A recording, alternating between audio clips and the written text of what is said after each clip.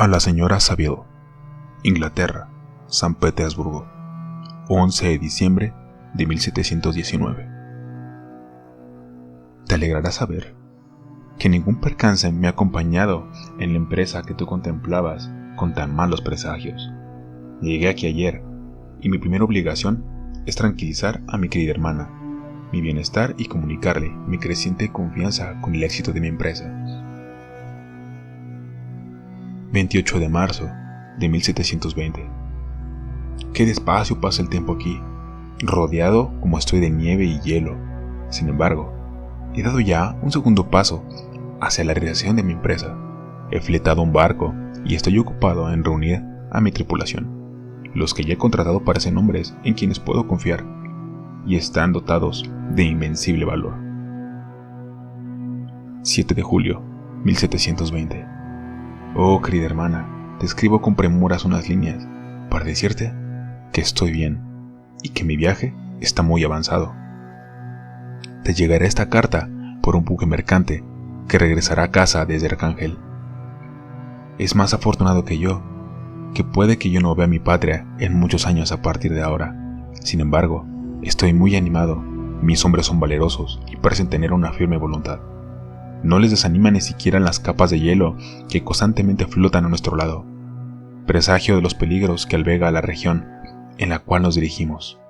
Ya hemos alcanzado una latitud muy alta, pero estamos en pleno verano, y aunque la temperatura es menos alta que la de Inglaterra, los vientos del sur que nos empujan velozmente hacia las costas que ansío ver, traen consigo un alentador grado de calor que no había esperado. 5 de agosto de 1720. Nos ha ocurrido un accidente extraño. No he podido dejar de anotarlo, si bien es muy probable que me veas antes de que estos papeles lleguen a tus manos. El lunes pasado nos hallamos rodeados de hielo, que cercaba el barco por todos lados, dejándonos apenas agua para continuar a flote. Algunos de mis compañeros lanzaron un gemido, y yo mismo empezaba a tranquilizarme. Una especie, un ser de apariencia semihumana, gigantesca, iba sentado en un trineo dirigida por perros. Observamos por el catalejo el rápido avance del viajero hasta que se perdió en los lejanos montículos de hielo. Por la mañana, en cuanto hubo amanecido, salí a cubierta y encontré a toda la tripulación hacinada hacia un lado del navío, aparentemente conversando con alguien fuera del barco. Únicamente un perro permanecía vivo, pero había un ser humano en el trineo, el cual los marineros intentaban persuadir de que subiera al barco. No parecía como el viajero de la noche anterior. Antes de subir al navío nos dijo: ¿tendría la amabilidad de indicarme hacia dónde se dirige? Podrás imaginar mi sorpresa al oír semejante pregunta de los labios de una persona al borde de la muerte. Cuando mi huésped se encontró un poco mejor, me costó protegerlo del acoso de la tripulación. Querían hacerle 1000 preguntas. No permití que la atormentaran con su ociosa curiosidad, ya que en algún punto se encontraba en un estado físico y mental bastante deplorable. Sin embargo, en una ocasión, el lugarteniente le preguntó por qué había llegado tan lejos por el hielo en un vehículo tan extraño. Una expresión de dolor le cubrió el rostro de inmediato y respondió: voy en busca de alguien que huyó de mí. El tripulante empezó a recuperarse poco a poco, contándonos quién era. Te decía Margaret en una de mis cartas que no hallaría ningún amigo en el vasto océano, pero he encontrado un hombre a quien antes que la desgracia le quebrantara su espíritu, me hubiera gustado tener por un hermano. 19 de agosto de 1720. Ayer el extranjero dijo: fácilmente habrá podido comprobar, capitán Walton, que he padecido gigantes y singularidades de aventuras. Una vez decidí, el recuerdo de estos males moriría conmigo. No creo que el relato de mis desventuras le sea útil, pero si quiere escuchar mi historia, pienso que los extraños sucesos sean vinculados y pueda proporcionarle una visión de la naturaleza humana y amplíe sus facultades y su conocimiento. Soy ginebrino de nacimiento. Mi familia es una de las más distinguidas de esa república. Durante muchos años, mis antepasados habían sido consejeros y jueces. Mi padre había ocupado, con gran honor y buena reputación, diversos cargos públicos. Alphonse Frankenstein era un hombre rico y respetado, benevolente. Él rescató a mi madre, Caroline, de la pobreza mucho antes de casarse con ella. Caroline, mi madre, era hija de Beaufort. Un amigo de mi padre quiso su fortuna y escapó, cambiándose de hogar para escapar de la vergüenza de su pobreza. Alphonse, mi padre, viajó a ver a Beaufort y a su hija con intención de ayudarles un poco, pero cuando llegó a su casa, Beaufort había muerto y Caroline estaba sola y en quiebra. Alphonse se la llevó a Ginebra con él. 2 años después, se casaron. Y aunque ella era bastante más joven que mi padre, Caroline lo amaba profundamente, lo que hacía que su relación fuera muy feliz y amorosa. Yo, Victor Frankenstein, el primer hijo, nací mientras viajaban por Italia, y aunque Caroline quería una niña, no pudo concebir pasados 5 años después de mi nacimiento. Fue entonces cuando, mientras visitaba a los pobres de las calles de Italia, nos encontramos con Elizabeth Levenza, una niña huérfana que será adoptada por la familia Frankenstein. Sí, todos querían a Elizabeth. Los criados, si querían pedir algo, lo hacían a través de ella. No conocíamos la desunión ni las peleas, pues, aunque éramos muy diferentes de carácter, incluso en esa diferencia había armonía. Yo era el más tranquilo y filosófico que mi compañera, pero menos dócil. Mi capacidad de concentración era mucho mayor, pero no era tan firme como ella.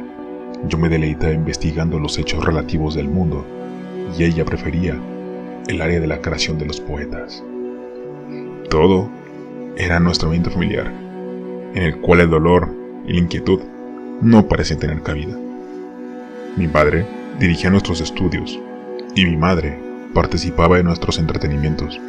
Ninguno de nosotros gozaba más que con la influencia del otro. La voz de la autoridad nos oía en nuestro hogar, pero nuestro mutuo afecto nos obligaba a obedecer y a satisfacer las necesidades del otro. Víctor nos descifró su infancia, que lo llevó a incluir a sus 2 hermanos menores, pasados un tiempo. Sin embargo, la relación que tuvo con Elizabeth seguía siendo la mejor. La describe como su complemento, siendo Víctor un hombre que se abría sinceramente con pocas personas, y su hermana Elizabeth, con su compañero de escuela Henry Claverall, eran sus amigos más cercanos. Cuando Víctor cumplió 13 años, se comenzó a interesar en la chispa de la vida y en las teorías de cómo se creó la vida humana. Él decía que para que el mundo tuviera un secreto, tenía que desenmascarar todas las sensaciones y curiosidades, las leyes ocultas, los misterios de la vida, que son las primeras sensaciones que recordaba. Frankenstein se absorbió en todos sus estudios hasta que un día vio un rayo de acero en agua, lo cual lo llevó a estudiar las teorías de la electricidad y la galvanización, dándole vida a objetos mediante electricidad. Cuando Frankenstein cumplió 17 años, debía partir hacia Ingolstadt para continuar con sus estudios. Cuando Elizabeth contrajo la fiebre escarlata, mientras se recuperaba, Caroline, que había estado cuidando de ella, cayó enferma. En su lecho de muerte, Caroline le dijo a Frankenstein y a Elizabeth que deseaba que los dos se casaran. Pasó el tiempo. Después de lamentar su muerte, Frankenstein volvió a partir hacia Ingolstadt para reanudar sus estudios, en donde tenía el temor de sentirse solo o no tener a nadie. Ese sentimiento de soledad se desvaneció después de que Frankenstein conociera al señor Waldman, quien lo animó a continuar con los estudios de la chispa de la vida. Frankenstein continuó con sus estudios sobre esta esencia. Después de 2 años de haber estudiado, consideró regresar a su hogar. Dado que sus conocimientos eran tan avanzados, ya no podía obtener más progreso en aquel lugar. Sin embargo, junto antes de que sucediera, Frankenstein descubrió el truco de la vida, la esencia de ella, secreto que se negó a compartir con Walton para que no siguiera su pobre ejemplo. Él dijo: aprende de mí, si no de mis preceptos, por lo menos de mi mal ejemplo. Qué tan peligroso es adquirir conocimiento y que tan más feliz es el hombre que cree que su ciudad nativa, que el mundo aspira a convertirse en más grande que la naturaleza lo permite, dijo su maestro. Al descubrir lo que era la vida, Frankenstein se dedicó a crear un humano. Tomó piezas de distintas personas y con ellas creó un hombre de 2.5 metros de altura, con fuerza y resistencia sobrehumanas. Las piezas las tomaba de distintos cuerpos, todo era en trabajo secreto, y mientras trabajaba en el proyecto, la correspondencia con su familia paró. Su salud comenzó a deteriorarse por todo el tiempo que dedicaba a la creación, pero él no paró hasta ver su proyecto terminado. En fin, una fría noche de otoño, Frankenstein le dio vida a su creación, pero sus ilusiones de grandeza se fueron rápidamente desapareciendo al ver a la horrible bestia que él había erguido. Él lo creía perfecto y hermoso, pero el resultado conjunto de todas las piezas que unió era algo horrendo y escalofriante. Frankenstein corrió a su laboratorio, donde se desmayó. Al despertar de su pesadilla, lo que vio fue una bestia que había creado, parado frente a él, sonriendo con sus horribles labios negros. Frankenstein, en pánico, corrió hacia el pueblo, donde se topó con su amigo Henry, con el que platicó un rato. Frankenstein ya se había olvidado de su creación, hasta que él y Henry volvieron a casa y se dio cuenta que la bestia, que es su creación, ya no estaba. Con esto, la mala salud de Frankenstein comenzó a producirle alucinaciones. No pasó mucho antes de que cayera en cama, con fiebre escarlata. Henry, su amigo, permaneció con Frankenstein, cuidándolo de su enfermedad. Frankenstein continuó hablando de sueños acerca de un monstruo, pero Henry se lo atribuía a la fiebre. Cuando Frankenstein comenzó a recuperarse, Henry le dio una carta de Elizabeth. En su carta, Elizabeth le rogaba a Frankenstein por una carta de él en persona que le dirigiera a su familia, que nos informara que se encontraba bien. Sabiendo esto, él escribió una carta a su familia, asegurándoles que él se encontraba bien y que su salud había mejorado. Después de esto, Frankenstein presentó a Henry con varios profesores de la universidad, ya que él iba a estudiar ahí, pero él siempre trataba de evitar hablar de sus estudios, ya que le recordaban el engendro que había creado. Pasó el tiempo y Frankenstein volvía a plantear su regreso a casa, pero lo fue posponiendo y posponiendo. Haciendo esto, pasaron 7 meses, hasta que él y Henry fueron a un tour por Ingolstadt. Cuando Frankenstein regresó por su tour de Ingolstadt, encontró una carta de su padre, Alphonse. La carta le decía que su hermano menor William había sido asesinado. La familia caminaba por el bosque cuando William desapareció. Cuando lo encontraron, había sido estrangulado. Elizabeth se encontraba preocupada, dado que le había prestado un collar que le pertenecía a su madre. Cuando encontraron a William, este había desaparecido.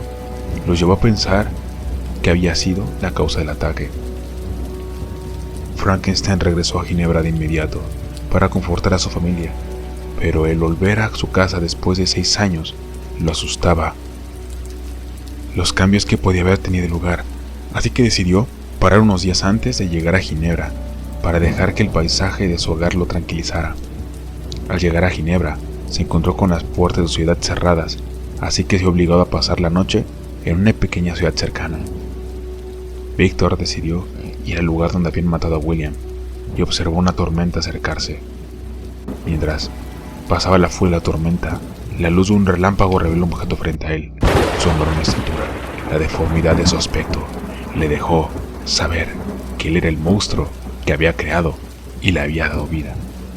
Esa cosa era el asesino de William.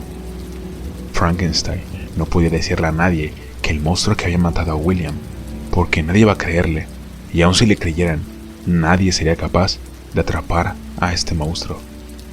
Decidió entonces permanecer callado sobre el asunto, pero cuando llegó a Ginebra, se enteró que Justine, una mujer que había sabido de la familia por muchos años, era considerada ya un miembro, era acusada del asesinato de William, ya que el collar que Elizabeth le había dado fue encontrado en su vestido. En el juicio de Justin, pude explicar todo lo sucedido, excepto el collar. Víctor sabía que el monstruo le había puesto en su vestido para incriminarla por la muerte de William. Elizabeth, segura de la inocencia de Justin, pidió al jurado que la declarasen inocente, al igual que Frankenstein, pero esto no fue suficiente. Justin fue declarada culpable y ejecutada en la guillotina. Frankenstein ahora sabía que 2 muertes pertenecían a su conciencia, pero no sabía cómo es que podía solucionarlo. La preocupación de Frankenstein por la situación se hizo notar mientras su salud mental comenzaba a deteriorarse. Su padre creía que esto se debía a la pérdida de su hermano menor, pero Víctor no podía sobreponerse a la melancolía debido a la responsabilidad que sentía por las muertes de William y Justin, así como el estado emocional de su padre y el estado emocional de su querida Elizabeth. Ni su familia ni sus amigos podían ayudar a calmar a Víctor, ya que ninguno de ellos sabía la causa de la angustia. Nadie de ellos sabía sobre aquel monstruo, y él no puede decirles que él tenía que arreglar esto solo. Frankenstein decidió hacer un viaje a Chamonix para escapar nuevamente. Durante el viaje a la cima de la montaña de Chamonix, el monstruo de Frankenstein se acercó a Víctor, listo para pelear a muerte. Él maldijo a la bestia gritando, sin embargo la bestia le pidió que lo escuchara. La bestia proclamó, una criatura virtuosa, y dijo: ¿por qué debía ser odiado, siendo la de las criaturas más miserables? Y que, ¿cómo podía él, su creador, con cual posee un pacto solo de la muerte de alguno de los dos, puede romper, odiarlo y detestarlo? Pero Frankenstein se rehusó a ir a la bestia, pero éste le exigió que le escuchara. Dijo que era su obligación escucharlo, y que si satisfacía sus demandas, él dejaría a la humanidad y a Frankenstein en paz. Pero que si se rehusaba, destruiría a Frankenstein y a toda su familia. Víctor aceptó por compasión y curiosidad. El monstruo le contó a Víctor cómo sus sentidos comenzaron a desarrollarse después de que el experto en el laboratorio, como él, no puede diferenciar los 5 sentidos, ni tampoco entre la luz ni la oscuridad cuando parpadeaba, así como un recién nacido. Cuando él escapó del laboratorio, merodeó por el bosque, viviendo de bayas y nueces, hasta que un día encontró el fuego que un hombre había dejado. Ese día descubrió la utilidad y el peligro del fuego, aunque el cómo crearlo lo eludía. Así que mantuvo este fuego vivo para que no se apagara y poder calentar en él sus nueces. Cuando se acabó la comida, comenzó a vagar nuevamente hasta que llegó el invierno. Fue entonces cuando encontró la cabaña de un hombre en el bosque. Al entrar a ella, el hombre salió corriendo horrorizado por el aspecto del monstruo. Él entonces no conocía su apariencia. La cabaña le gustó mucho, ya que fue el primer refugio que tuvo. Pasó el invierno y él partió de la cabaña y encontró un pequeño pueblo. Al entrar a este pueblo, la gente corrió arrojándole piedras y persiguiéndolo. Esto provocó que la bestia le tuviera miedo a los humanos. Siguió caminando y encontró una cabaña donde refugiarse. Esta vez decidió refugiarse en un granero cercano a la casa, donde él podía observar que había una familia viviendo ahí. La veía a través de un agujero en la pared. Verlos ahí lo hacía feliz, pero no quería que supieran que estaba ahí. Con el tiempo, el monstruo continuó observando a la familia, Lacey, y comenzó a notar que ellos estaban tristes. Dedujo que se debía a su pobreza, pero también notó que el más pequeño, Félix, era el más triste, aunque él no sabía la razón de su tristeza. Comenzó a palar la nieve y cortar leña en las noches, para que así ellos tuvieran más tiempo de trabajar en el jardín o hacer otras tareas. La familia consideró esto el acto de un buen espíritu. Al escucharlos, el monstruo pidió palabras como leche, queso, pan. También notó que cuando Félix leía en voz alta, en realidad estaba mirando símbolos que pasaban por palabras. El monstruo quería aprender a comunicarse para así poder hablar como en la familia de Lacey. y que estos no lo odiaran ni le temieran por su aspecto horrendo, el cual descubrió un día al mirarse en el reflejo de un riachuelo. Él esperaba hablarles y poder ganarse su cariño. Con el tiempo, la primavera llegó y la casa de los Lacey, sin embargo, Félix parecía más triste que nunca, hasta que un día llegó una mujer morena, de la que no hablaba la misma lengua que ellos. Parecía que hablaba francés. Félix estaba perdidamente enamorado de ella, y ella enamorada de Félix.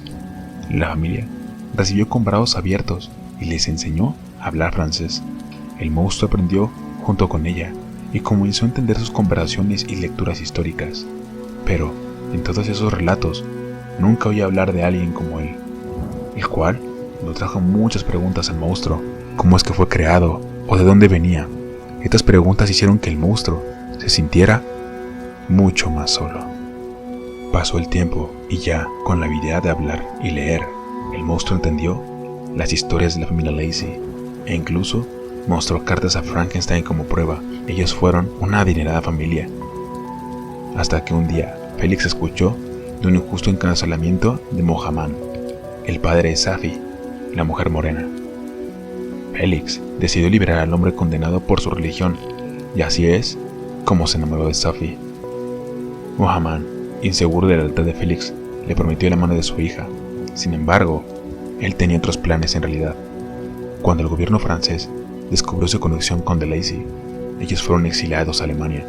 Con esto, Mohammad le dijo a Safi que se olvidara de Félix y volvió a Turquía. Safi, en vez de esperar en Italia, decidió viajar a Alemania con Félix en vez de volver a Turquía.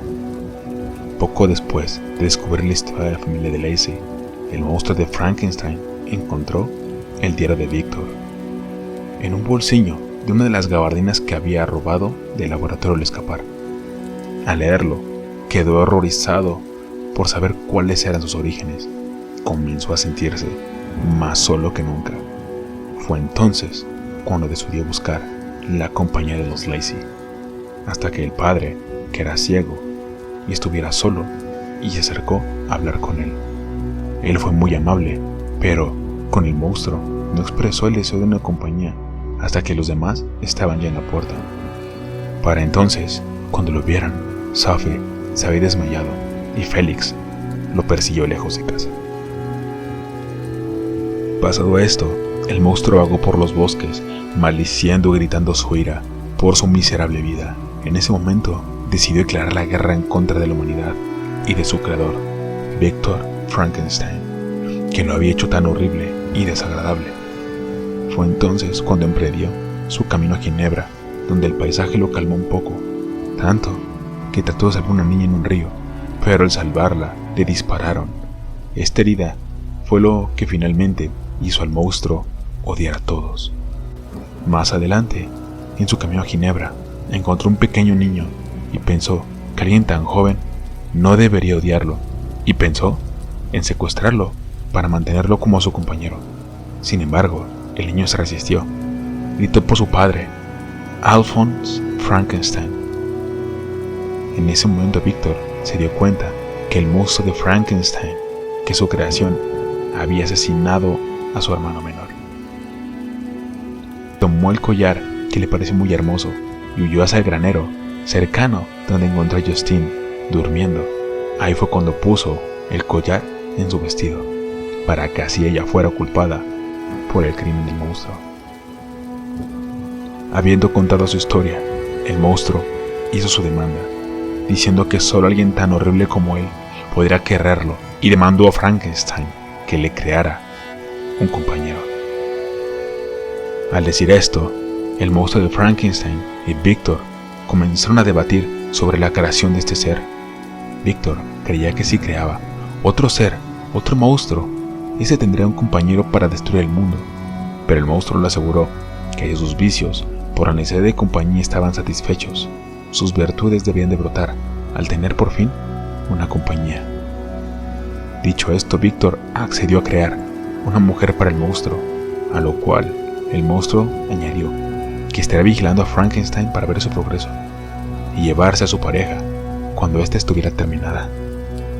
Víctor no podía comenzar por completo su trabajo en el segundo monstruo debido al desagrado y el horror que éste le producía. Su padre, Alphonse, pensó que se debía a que Frankenstein no quería casarse con Elizabeth, pero le aseguró que la amaba y que solo se casaría con ella, a lo que su padre le sugirió un casamiento inmediato. Frankenstein le dijo que antes de casarse debía hacer un viaje a Inglaterra, ya que sabía que al comenzar a trabajar en el segundo monstruo no podría dedicar tiempo a su familia y amigos. Con esto él emprendió su viaje, sabiendo que al regresar se casaría con Elizabeth. Victor encontró a su viejo amigo Henry.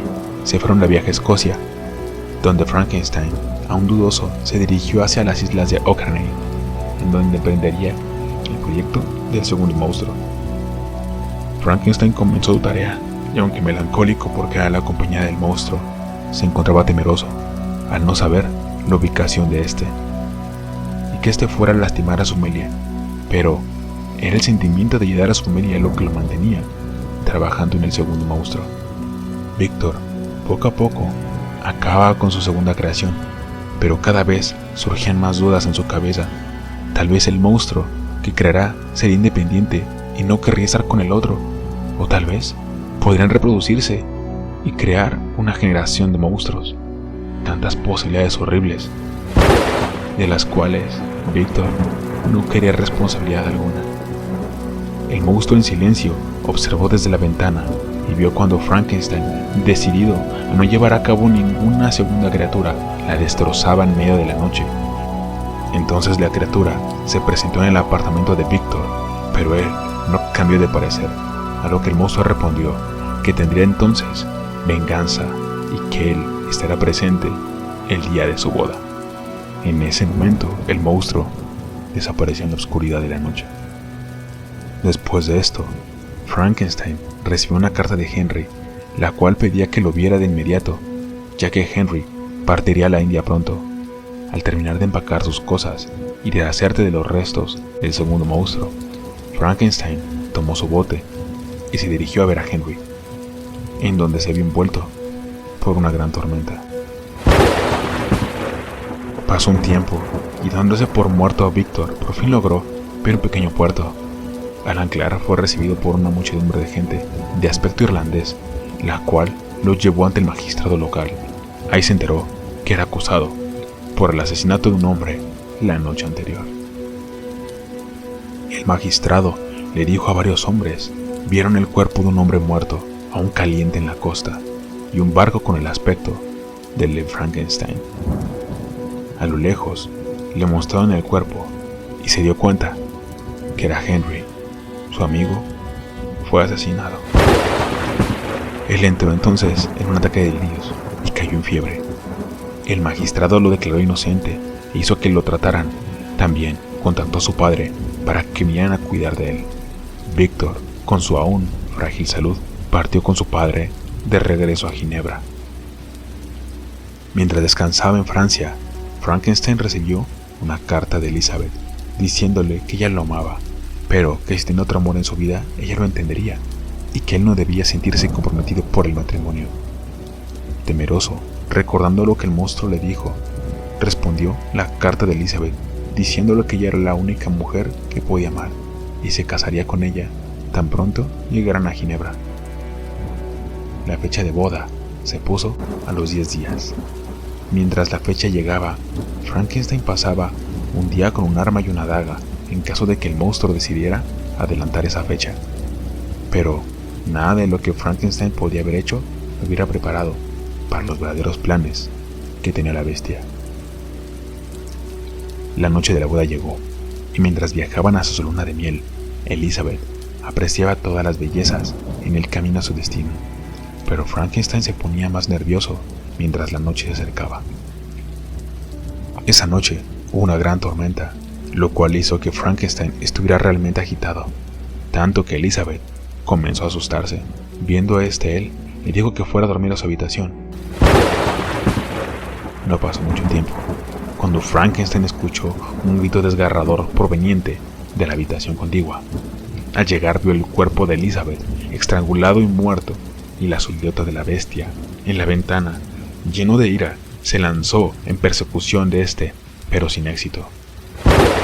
Justo después decidió buscar a su padre y a su hermano, siendo estos la única familia que le quedaba.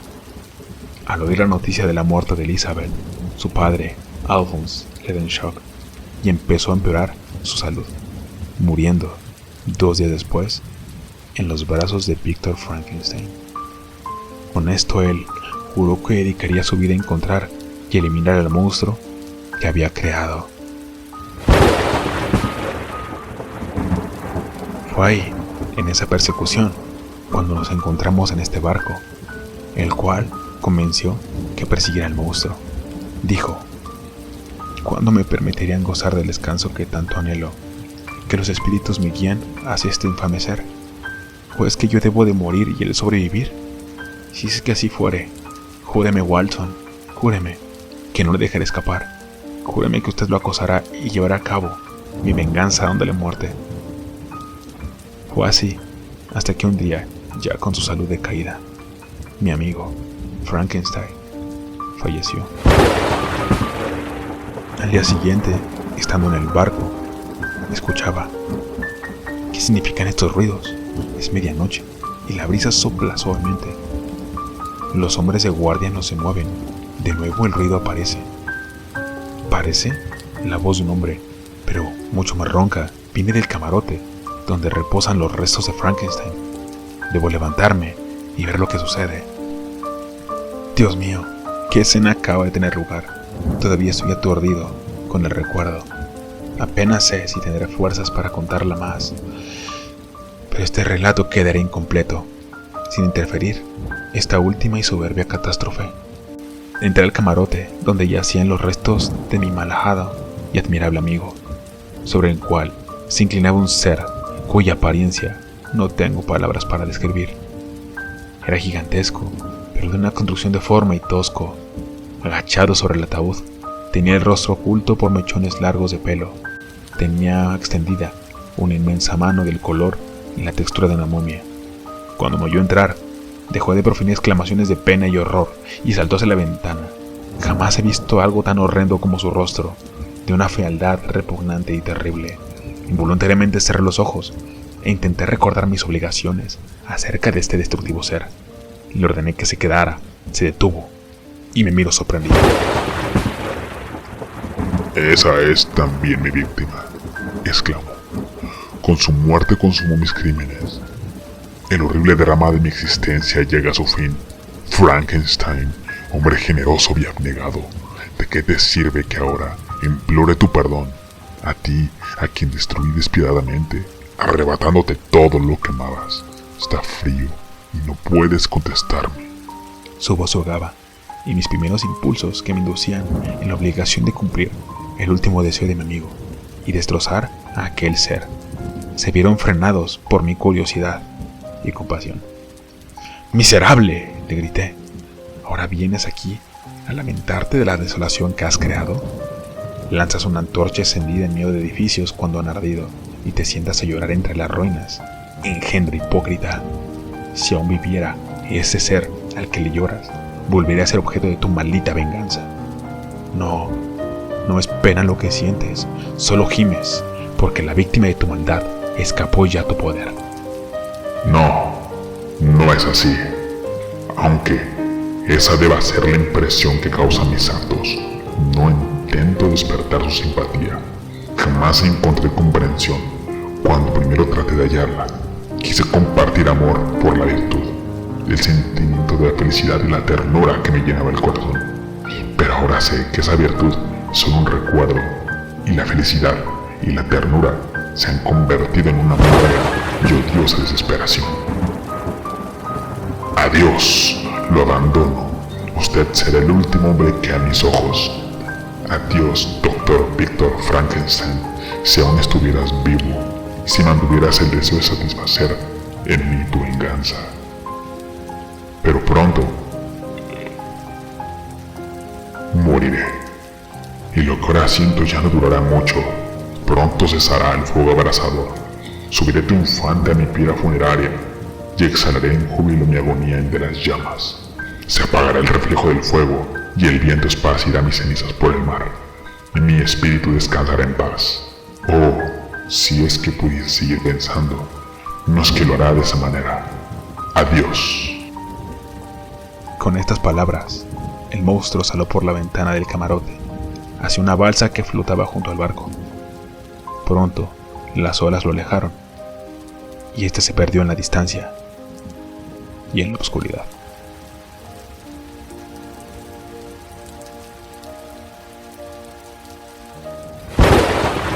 Y esta es la leyenda del día de hoy, en el canal del Juglar.